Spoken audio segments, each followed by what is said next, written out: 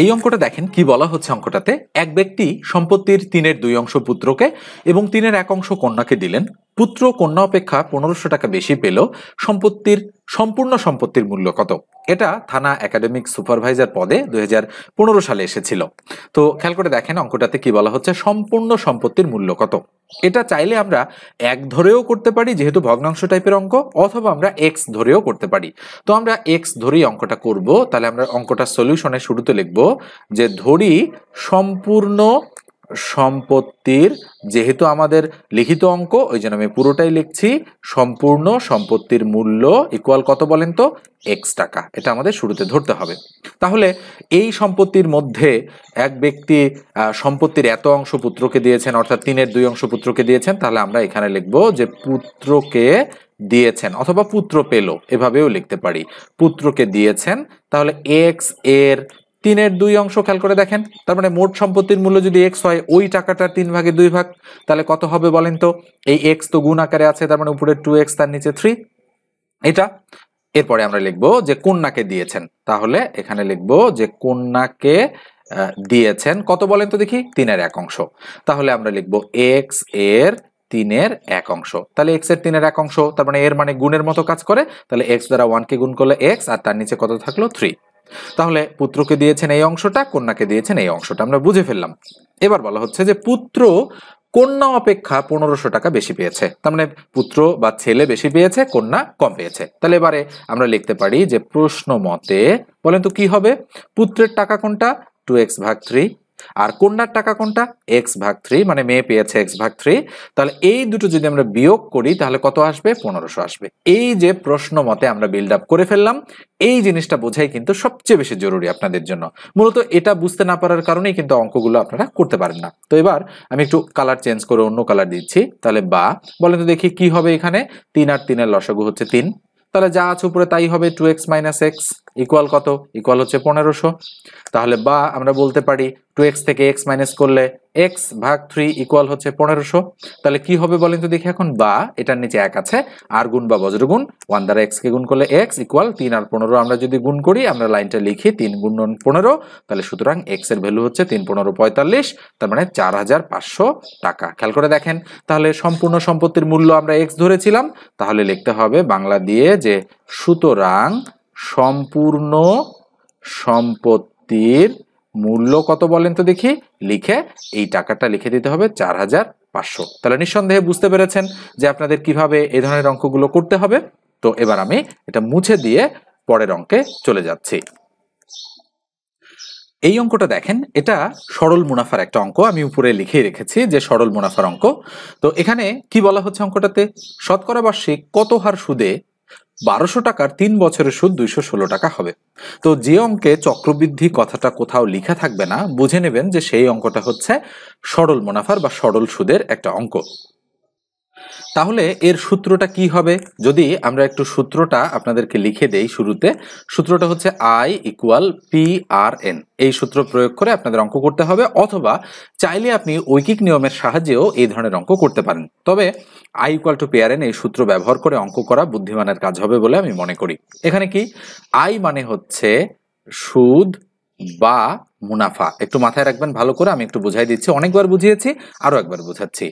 এটা আই, তাহলে আই মানে কি, সুদ বা মুনাফা। এরপরে আসেন পি। পি মানে হচ্ছে মূলধন বা আসল, মনে রাখতে হবে মূলধন বা আসল। আর মানে হচ্ছে সুদের হার, সুদের হার বা হচ্ছে মুনাফার হার, মনে রাখতে হবে সুদের হার বা মুনাফার হার। আর এন মানে হচ্ছে বছর বা সময়। তাহলে এই কয়েকটা জিনিস আপনাদের মাথায় থাকলো, আমি এই জন্য লিখে দিলাম যে কোনটা দ্বারা কি বোঝাচ্ছে। তো মনে রাখবেন এগুলোর মধ্যে যে এই যে আর আছে, এই আর সবসময় পার্সেন্টেজে থাকে। কেন, সুদের হার, যেমন আমি যদি বলি সুদের হার 5, তাহলে বুঝায় কিন্তু 5%। আর 5% মানে কিন্তু উপরে 5, তার নিচে হচ্ছে 100। আমি যদি বলি সুদের হার শতকরা 10%, তাহলে কিন্তু 10% বুঝাবে, এবং 10 মানেই কিন্তু উপরে 10, তার নিচে কত, 100। এই বিষয়টা আর এর মান যেখানেই বসবে সেখানে কিন্তু নিচে হচ্ছে 100 চলে আসবে। তো আর যদি একাইও থাকে, তার নিচেও আমরা সবসময় মান বসানোর সময় 100 বসাই দিব, কারণ আর মানে হচ্ছে সুদের হার বা মুনাফার হার। তাহলে বলেন তো অঙ্কটাতে কি কি দেয়া আছে? শতকরা বার্ষিক কত হার সুদে, তাহলে কত হার সুদে মানে আর এর মান বের করতে বলেছে। আমি একটু অন্য কালার দিয়ে দেখাচ্ছি। তাহলে আর এর মান আপনাদেরকে বের করতে বলেছে, আর ইকুয়াল টু হোয়াট, তাহলে 1200 টাকার, তাহলে 1200 টাকা হচ্ছে পি ইকুয়াল টু হচ্ছে 1200, 3 বছর, তার মানে এন এর মান হচ্ছে 3, সুদ 216 টাকা হবে, তার মানে আই ইকুয়াল টু হবে 216। তাহলে দেখেন সবগুলোই কিন্তু মানগুলো এখানে দেয়া রয়েছে, তার মানে আমরা কত হার সুদে, তার মানে আর ইকুয়াল টু হোয়াট, এটা আমাদের নির্ণয় করতে বলা হচ্ছে। এইবার আমরা একটু বুঝাই দিলাম আপনাদের, এবার আমরা অঙ্কটা সলিউশন করা শুরু করব। আপনি অঙ্কের নম্বর দিবেন, ধরেন এটা হলো 90 নম্বর অঙ্ক, তাহলে আপনি অঙ্কের নম্বর দিয়ে লিখবেন যে আমরা জানি, লিখে আপনারা হচ্ছে সূত্রটা লিখবেন যে আই ইকুয়াল হচ্ছে পি আর এন। ডান সাইডে আপনি লিখতে পারেন যে এখানে আই মানে কি, পি মানে কি, আর মানে কি, এন মানে কি, যাই হোক এগুলো লেখার কোনো প্রয়োজন আমি মনে করি না। তাহলে বা আপনারা করবেন কি, আই এর মান কত 216 বসাই দিলেন, পি এর মান কত 1200 এটা বসাই দিলেন, ইন্টু আর বের করতে বলেছে, তার মানে আর যেখানে বসবে তার নিচে 100, ইন্টু এন এর মান হচ্ছে 3। এই যে দেখেন মুহূর্তের মধ্যে অঙ্ক হয়ে যাবে, এই 20 ক্রস করে দিব আমরা, তাহলে এইদিকে থাকবে 216 ইকুয়াল 3 12 কত 36, তার মানে 36 আর, তাই না? অথবা আমরা এটাকে এভাবেও রাখতে পারি, কাটাকাটি সুবিধার জন্য আমরা লিখতে পারি 3 গুণন 12 গুণন আর, এটাও রাখা যায়। তাহলে পুরো জিনিসটা একবার আমরা বামে লিখবো, দেখেন 3 গুণন 12 গুণন আর ইকুয়াল কত 216, তাহলে সুতরাং আর ইকুয়াল কি হবে, উপরে 216 তার নিচে 3 গুণন 12 চলে যাবে, যে ইন্টু আকারে আছে এদিকে আসলে ভাগ হয়ে যাচ্ছে দুটেই। তাহলে আমরা যদি কাটাকাটি করি 3 দ্বারা, তাহলে 3 সাথে 21, 3 দুগুণ 6 হয়ে গেল। আর 12 দ্বারা যদি কাটি 6 12 72, তাহলে কত হচ্ছে আর এর মান 6। তাহলে আমরা বলতে পারি যে সুদের হার কত, শতকরা বার্ষিক সুদের হার, এখানে আমরা লিখবো সুতরাং শতকরা বার্ষিক সুদের হার কত বলেন তো দেখি, সুদের হার ইকুয়াল 6% বা 6%, এটাই হচ্ছে আমাদের অ্যাপ্রোপ্রিয়েট অ্যান্সার। তাহলে নিঃসন্দেহে বুঝে গিয়েছেন যে কিভাবে অঙ্কটা আমাদের করতে হবে। এবার যদি আপনি মেলান যে 6% দিয়ে দেখিয়া আসলে আমার অঙ্কটা হলো কিনা, তাহলে খেয়াল করে দেখেন আপনারা কিভাবে মিলাবেন। সেটা হলো যে যেহেতু 1200 টাকা, তাহলে 1200 টাকার 6% কত, তাহলে 1200 টাকার 6% মানে 6 ভাগ 100, 0 2 টাকাটা 6 12 72, তাহলে এক বছরের সুদ 72 টাকা, তাহলে 3 বছরের সুদ 3 আর 72 গুণ করলে 3 72 3 দুগুণ 6, 3 সাথে 21, 216 টাকায় যে মিলে গিয়েছে, তার মানে আমাদের অঙ্কটা কিন্তু অ্যাপ্রোপ্রিয়েট রয়েছে। তো এই যে এখান থেকে শুরু হচ্ছে এবং এইখানে গিয়ে শেষ হলো কিন্তু অঙ্কটা, এইভাবে আপনাদের কিন্তু রিটেন পরীক্ষাতে অঙ্কগুলো করে দিয়ে আসতে হবে। তো এই পর্যায়ে একটু বলি, চাকরির গণিত যদি কেউ আমার কাছে আপনারা শূন্য থেকে শিখতে চান, এই পরীক্ষা তো সামনে রয়েছে, কেননা গণিত তো এই পরীক্ষার জন্য শিখতে চাইলে তো আপনাদের জন্য সেটা সম্ভবপর হবে না, তারপরে যতটুকু আপনারা শিখতে পারেন।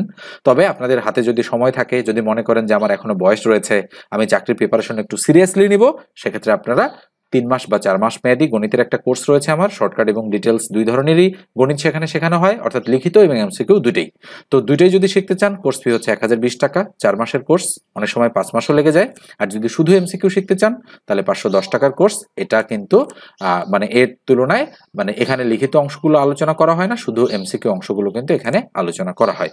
ঠিক আছে, তো আপনারা এই দুই ধরনের কোর্সই আমার কাছে করতে পারেন। যোগাযোগ করবেন 01642702760, এই নাম্বারে হোয়াটসঅ্যাপে টেক্সট দিয়ে জানাবেন যে আমি গণিতের কোর্স করতে চাই, তাহলে আমি বুঝতে পারবো, তখন আমি আরো ডিটেলস আপনাদেরকে পাঠাতে পারবো।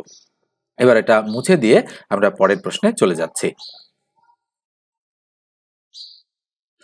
এবারে এই অঙ্কটা দেখেন কি বলা হচ্ছে, একটি শ্রেণীতে যতজন বালক ছিল প্রত্যেকে তত টাকা চাঁদা দিলে মোট 100 টাকা হয়, বালকের সংখ্যা কত? এটা মাদকদ্রব্য নিয়ন্ত্রণ অধিদপ্তরে পরিদর্শক পদে 2013 সালে এসেছিল।